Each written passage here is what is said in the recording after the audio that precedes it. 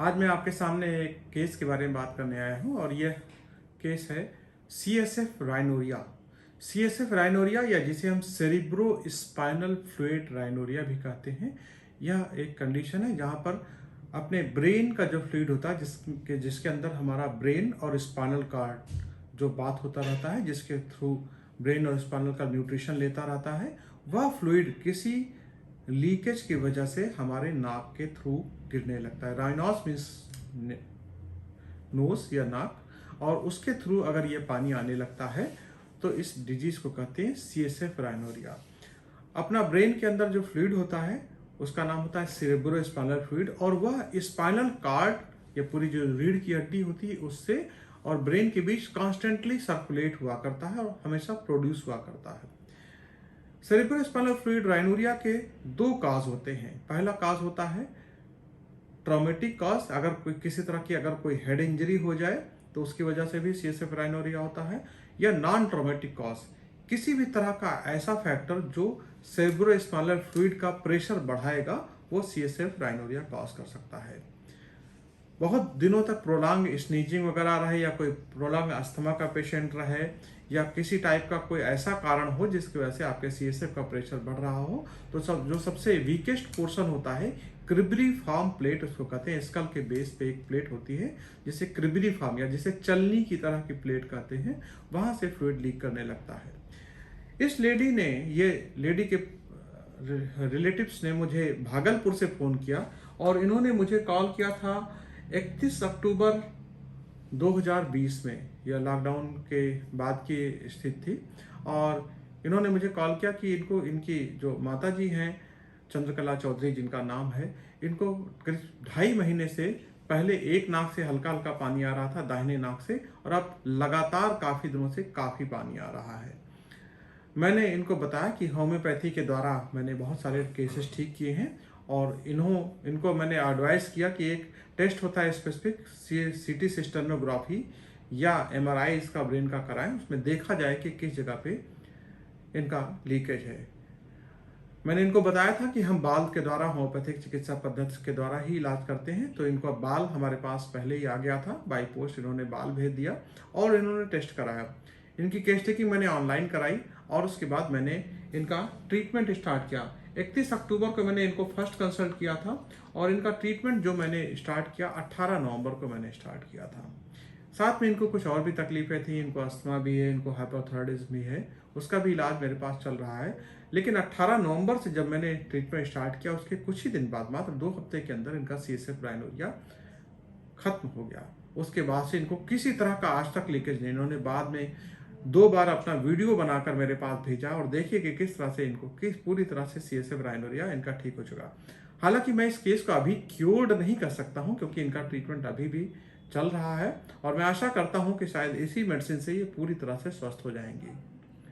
CSF rhinorrhoea के case में allopathic में जो मेडिसिन होती हैं वो डायमॉक्स नाम की एक टैबलेट है जो एलोपैथिक में डायूरेटिक मेडिसिन है, जिसके द्वारा CSF का प्रेशर थोड़ा कम हो जाता है। लेकिन एंड रिजल्ट में आपको डॉक्टर हमेशा यही बोलते हैं कि इसका एकमात्र उपाय है सर्जरी करना, जिसको एंडोस्कोपिक नेजल रिपेयर कहते हैं। नाक के थ्रू एंडोस्कोप डाल के उसमें एक बोन की चिप लगा दी जाती है, जिसकी वजह से ये लीकेज रुकने की संभावना होती है।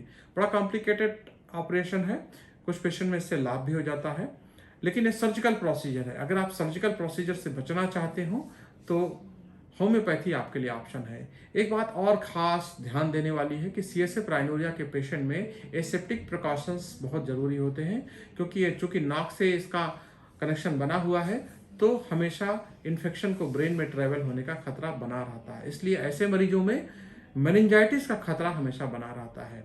आइए देखिए मेरे साथ कि किस तरह से बाल द्वारा होम्योपैथिक चिकित्सा पद्धति से जो पेशेंट मेरे पास कभी आए भी नहीं, भागलपुर से इन्होंने केवल अपना बाल भेजा और किस तरह से धीरे धीरे करके ठीक हो गई। धन्यवाद। हाँ बोलिए। हम चंद्रकला चौधरी बोल रहे हैं। हमको गैस का प्रॉब्लम है, उसमें विशेष फ़ायदा नहीं है। दम्मा का हमको 30 बरस से है। दमा में आपको फ़र्क दिख रहा है? दम्मा में मामूली सा कोई है, कोई विशेष फ़र्क नहीं है। और ये CSF का आपका प्रॉब्लम कब से ये शुरू हमको हुआ? 2-3 महीना पहले से है। तो अब हम 18 अक्टूबर से डॉक्टर साहब का इलाज चालू किए। तो हमको बीच में थोड़ा कम हुआ, फिर 26 तारीख से वो बंद हो गया। पानी गिरना आपका 26 तारीख से एकदम बंद हो गया। हाँ, अब और पिछले 15 दिन से आप कैसे टेस्ट कर रहे थे कि पानी गिर रहा है कि नहीं? टिश्यू पेपर उल्टा लेट के 5 मिनट तक करते थे। 15 दिन किए, कुछ भी पानी नहीं गिरा। अभी तक हमको इसमें फ़ायदा है, पानी उनी नहीं गिर रहा। और आपने थायराइड टेस्ट भी कराया था? थायराइड टेस्ट कराया, उसमें 25 mg का। आप ये थायरोनॉम करके 25 mg का टैबलेट अभी ले रहे हो? हाँ, वो एक टैबलेट आप डेली लेते हो? एक टेबलेट सुबह खाली पेट लेते हैं। अच्छा, डॉक्टर साहब से आप कुछ पूछना चाहते हो? बस और क्या पूछेंगे। बस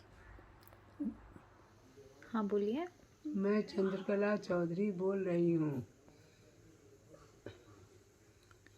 आप डॉक्टर रवि से कब से ट्रीटमेंट करा रहे हो? 18 नवंबर से क्या चीज़ का ट्रीटमेंट शुरू किए थे? ट्रीटमेंट शुरू किया था। हमारा नाक का वो पानी गिरने का, और गैस का, और थायराइड का, और दम्मा का। तो ये CSF का प्रॉब्लम में आपको आराम है? हाँ, 18 तारीख को डॉक्टर साहब चालू किए थे, 26 तारीख को हमको रुक गया, नवंबर को। और जब आपका CSF का प्रॉब्लम पानी गिरना जब रुका, तब आप एक टेस्टिंग किए थे, क्या किए थे उसमें? उसमें टिश्यू पेपर लगा के नीचे और उलट के तब हम उसमें किए थे, तो उसमें पानी नहीं गिरा। ये आप कितना दिन किए? 15 दिन। उसके 15 दिन से, उस दिन से आज तक आपका पानी नहीं, आज वापस? तक हमको पानी नहीं गिरा। और आपको गैस में कोई आराम मिला है? गैस में हमको कोई खास फायदा नहीं है। अब तो गैस में थोड़ा कड़ापन भी हो जाता है, कोई टाइम भारीपन आ जाता है पेट में। वो आपको प्राय रोज रहती है? और दम्मा में आपको कोई आराम है? कभी रहती है, कभी नहीं रहती है। दम्मा में हमको कोई खास फर्क नहीं है, मामूली सा कोई है तो है, कोई खास फर्क नहीं है दम्मा में।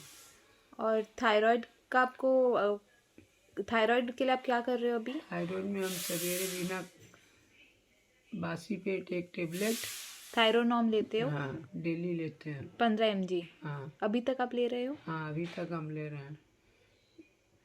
और डॉक्टर साहब से आप कुछ पूछना चाहते हो या कुछ बताना चाहते हो? नहीं, अब और क्या पूछना हमको। यदि आपको यह वीडियो पसंद आए तो मेरे वीडियो को लाइक कीजिए, इसे ऐसे व्यक्तियों के साथ साझा करिए जिसे इसकी ज़रूरत है, और मेरे चैनल को सब्सक्राइब करना ना भूलिए। आपको होम्योपैथी के ऐसे बहुत सारे केसेस दिखाई पड़ेंगे जिससे आपको आशा की किरण जगेगी कि ऐसे कठिन बीमारियों में भी होम्योपैथी के द्वारा इलाज हो सकता है। यदि आपको इस क्लिनिक से इलाज लेने की आवश्यकता है तो वीडियो के डिस्क्रिप्शन बॉक्स में जाइए और वहां पर एक लिंक पड़ी हुई है, उसके थ्रू आप अपना कंसल्टेशन बुक कर सकते हैं। धन्यवाद।